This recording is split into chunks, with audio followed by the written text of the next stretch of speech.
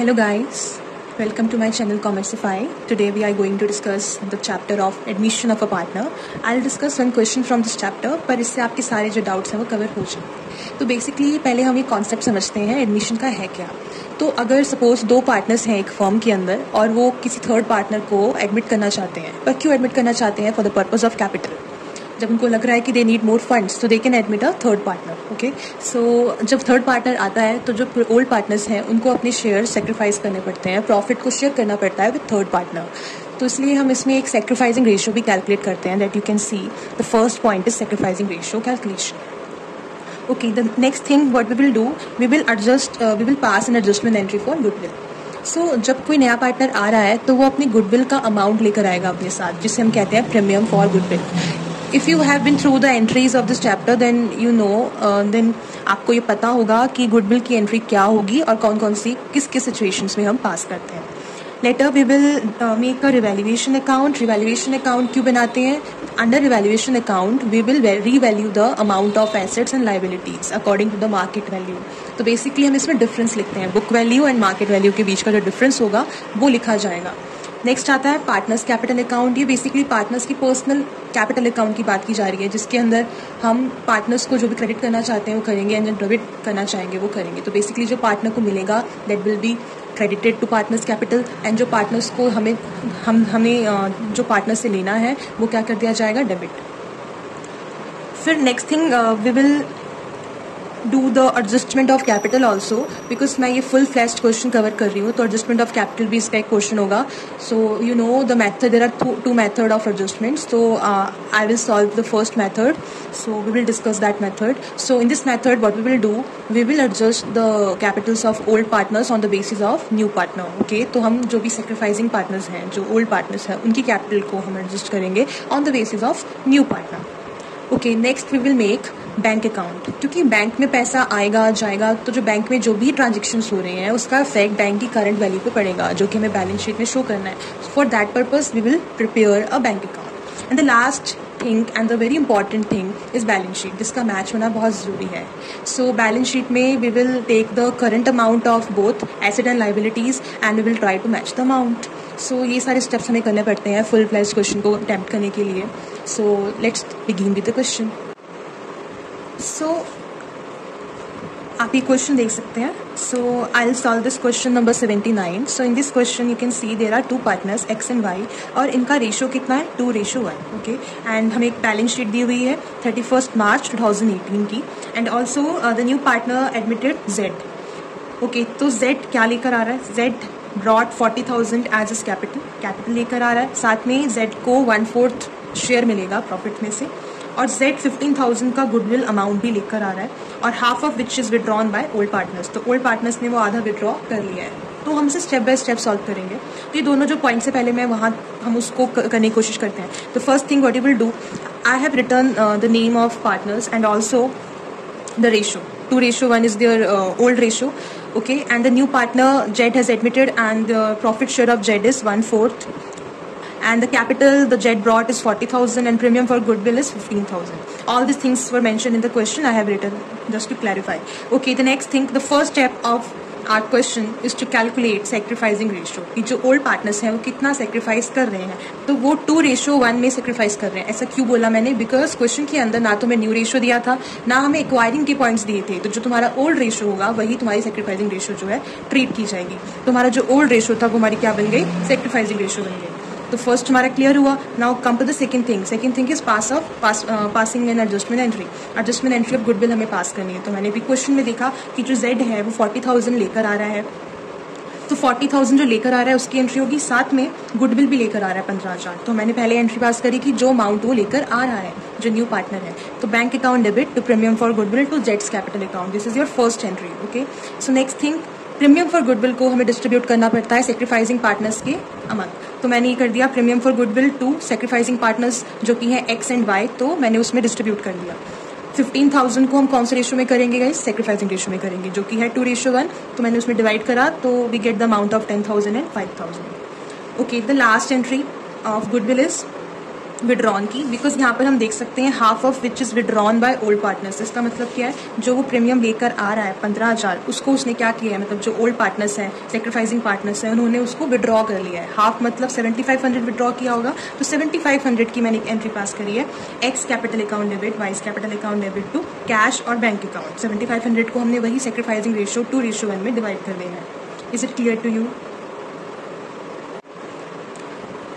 As you guys can see that we have calculated sacrificing ratio, and we didn't calculate it, but the old ratio is our sacrificing ratio only. So second entry or second statement we have done, like adjustment entry कर दी हमने goodwill की, and the third thing we will do is revaluation account. So let's go to the revaluation account.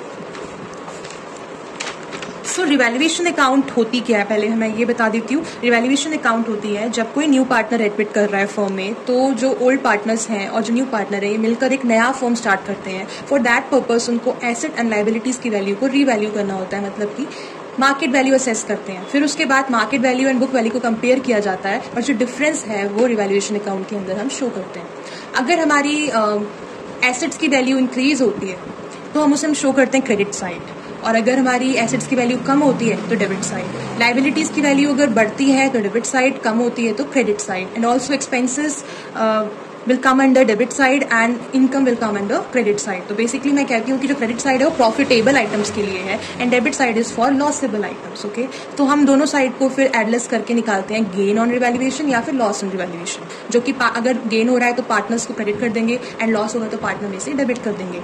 Okay, so in this question हम देखते हैं कि हमें revaluation के कौन कौन से पॉइंट्स दिए गए हैं जो हमें करने हैं।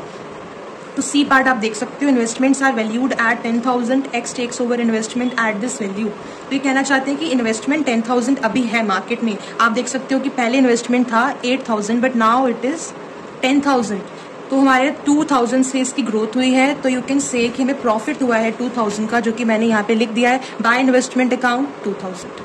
ओके, बट साथ में एक और स्टेटमेंट दिया है कि X takes over investment at this value. इसका मतलब है कि जो हमारा पार्टनर है, फर्स्ट पार्टनर है, उसने क्या किया है, इन्वेस्टमेंट 10,000 को टेक ओवर कर लिया है। तो गाइस टेक ओवर की हम एक एंट्री पास करते हैं जो मैंने यहाँ की है, X capital account debit to investment account. क्योंकि पार्टनर ने भी टेक ओवर किया है पर उसने पेमेंट नहीं दी है, तो इसलिए मैंने पार्टनर को डेबिट किया है। तो इसकी जो एंट्री है वो हम डालते हैं अपने पार्टनर्स कैपिटल अकाउंट के अंदर, ठीक है। बट इन रिवैल्यूएशन जस्ट हमने डिफरेंस लिखना होता है कि कितना इंक्रीज हुआ है वैल्यू। तो 8,000 था, अब 10,000 है, तो 2,000 का इंक्रीमेंट है जो मैंने यहाँ पे शो कर दिया। Now come to this next point. Typewriter is to be depreciated by 20% and fix asset by 10%। Typewriter हमारा एक एसेट है, यू कैन सी हियर 5,000 था इसका वैल्यू, अब ये 20% से कम हुआ है, मतलब डेबिट साइड में शो करेंगे 20% ऑफ 5,000 जो कि है 1,000। फिर आता है फिक्स एसेट को भी हमने कम कर दिया है 10% से। तो फिक्स एसेट पहले था 1,37,000, उसका हम 10% निकालेंगे तो वी विल गेट 13,700। ये दोनों डेप्रिशिएट हुए तो मैंने इसको डेबिट साइड में शो कर दिया। Next is your unrecorded stock of stationery on 31st March 2018 is 1,000. Unrecorded stock of stationery, unrecorded assets को भी हम एसेट ट्रीट करते हैं जिसको पहले हमने कभी रिकॉर्ड नहीं करा। This is one kind of a profitable thing, तो you will record on the credit side of the revaluation. तो I have recorded it 1,000 on the credit side. That's it, हमें और कुछ नहीं दिया है रिवैल्यूएशन का पॉइंट, तो मैंने इसको क्लोज करना है। तो मैंने क्या किया, दोनों साइड टोटल करा एंड माइनस करके लॉस निकाल लिया। तो लॉस मेरा आया 11,700। अब इसको मैंने डिवाइड करा in the old ratio, and we have old ratio of 2:1 only. तो 2:1 में जब मैं डिवाइड करती हूँ तो I get the amount of 7,800 and 3,900 is loss. अगर लॉस हुआ है तो पार्टनर्स कैपिटल अकाउंट में कहाँ जाना चाहिए, डेबिट साइड, क्योंकि लॉस जो है पार्टनर्स को बियर करना पड़ेगा, तो वो डेबिट साइड जाएगा। प्रॉफिट होता तो पार्टनर्स में क्रेडिट कर दिया जाता। सो रिवैल्यूएशन तो हम बना चुके हैं। अब नेक्स्ट स्टेप क्या हमारा, पार्टनर्स कैपिटल अकाउंट, तो हम उसकी तरफ चलते हैं। तो पार्टनर्स कैपिटल अकाउंट में हमने कॉलम्स उतने ड्रॉ करने हैं जितने हमारे पार्टनर्स हैं। तो वी हैव 3 पार्टनर्स, तो मैंने XYZ के 3-3 कॉलम्स जो हैं डेबिट एंड क्रेडिट साइड में ड्रॉ कर लिए। अब पार्टनर्स कैपिटल अकाउंट में हमने स्टार्ट कहाँ से करना है, ब्रॉड डाउन अमाउंट से। ब्रॉड डाउन अमाउंट मतलब जो कंपनी के पास अभी कैपिटल बैलेंस है, कितना कंपनी अपने पास कैपिटल बैलेंस अभी रख रही है या है, उसको हम कहते हैं ब्रॉड डाउन बैलेंस। तो ब्रॉड डाउन बैलेंस हमें यहाँ बैलेंस शीट में नजर आएगी। कैपिटल में X एंड Y 75,000 एंड 62,000 है जो मैंने यहाँ पर लिख दी है। फिर अब बात करते हैं Z का अमाउंट क्यों नहीं है इसमें, बिकॉज Z जो है वो बाद में आया, Z लेकर आया पैसा। और Z की हमने एक एंट्री भी पास की थी जो कि है गुडविल की entry, which was bank account to Z capital account. तो मैंने इस अमाउंट को यहाँ पे लिख दिया है by bank account 40,000। Okay, next हमारी प्रीमियम की एंट्री होगी। हमने प्रीमियम की भी एक एंट्री पास की थी। If you can see that premium for goodwill account debit to X capital account to Y's capital account, premium को डिस्ट्रीब्यूट किया था अमंग सेक्रीफाइसिंग पार्टनर, तो हम उसको भी शो करेंगे here in the credit side of partners capital account and amount जाएंगे x and Y के कॉलम में 10,000 and 5,000. And the other thing you can see here in the balance sheet, you can see the general reserve is there 18,000. General reserve की entry क्या होती है? General reserve की entry होती है general reserve to partners capital account. Here you can see the amount,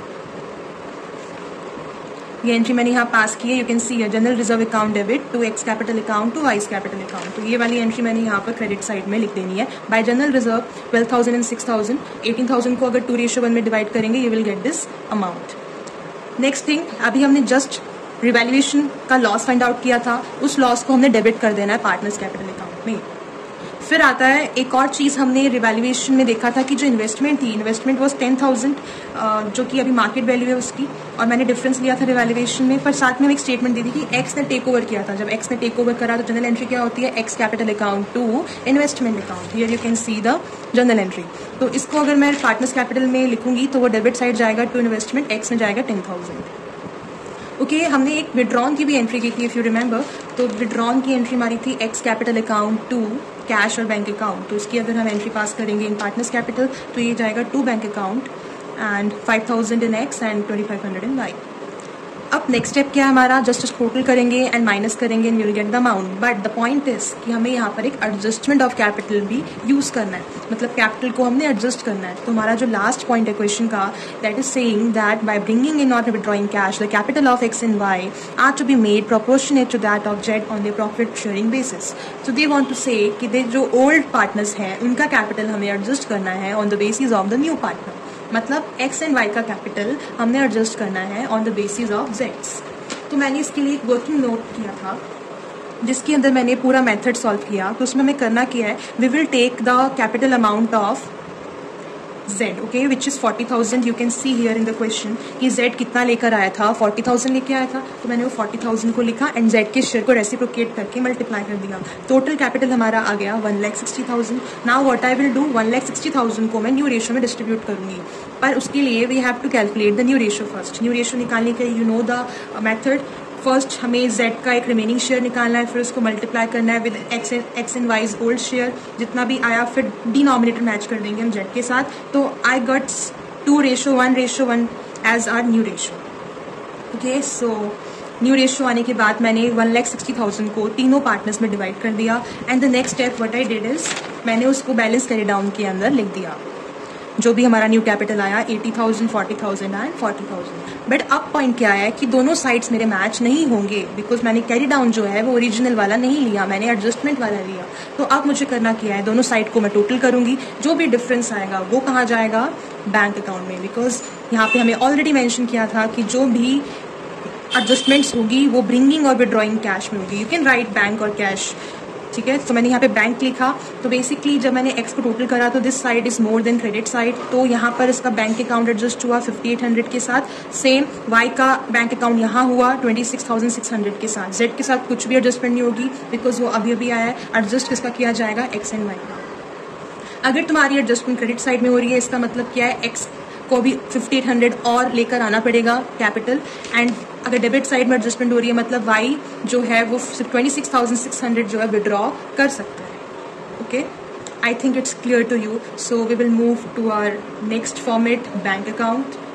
As we are done with adjustment of capital, so we will move to our next preparing bank account. तो bank account prepare करना भी बहुत easy है। वैसे आप free hand और mind calculation के साथ भी कर सकते हो, बट अगर वर्किंग नोट में हम बैंक अकाउंट बनाते हैं तो it would be more beneficial for you to get more marks. So मैंने बैंक अकाउंट बनाया ताकि आपको क्लैरिटी आ जाए कि कैसे कैसे इसमें एड एंड लेस होंगी। तो बैंक अकाउंट में first you will take debit side में बैलेंस ब्रॉट डाउन कि कितना मेरे पास बैंक में बैलेंस है। तो मेरे पास बैंक में बैलेंस कितना है अभी? 5,000।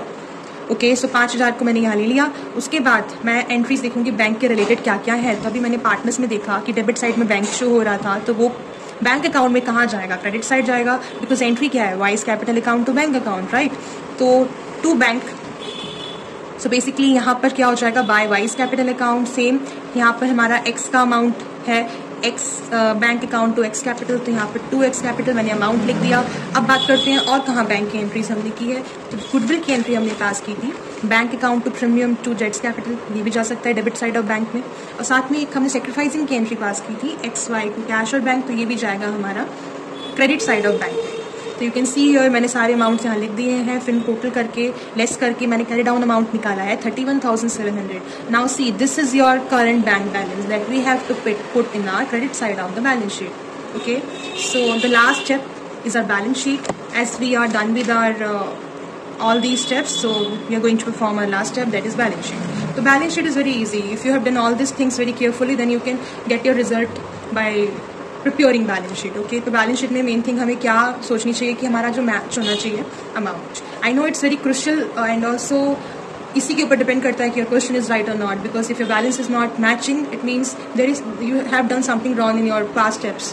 So the first thing you have to clear is that you have done all the step by step and all the question step by step, and also you have done performed it very carefully, and you have taken all the point in the evaluation, you have passed the entries, then only you can get your answer through balance sheet. So guys, in this balance sheet I have taken on this side, left side liability and right side assets. We don't call it debit and credit side, I hope you know it. Okay, because ये count नहीं है, ठीक है, तो उसको हम कहते हैं liabilities on the left side, जिसमें सारी लोन्स की चीज़ें हम लेंगे।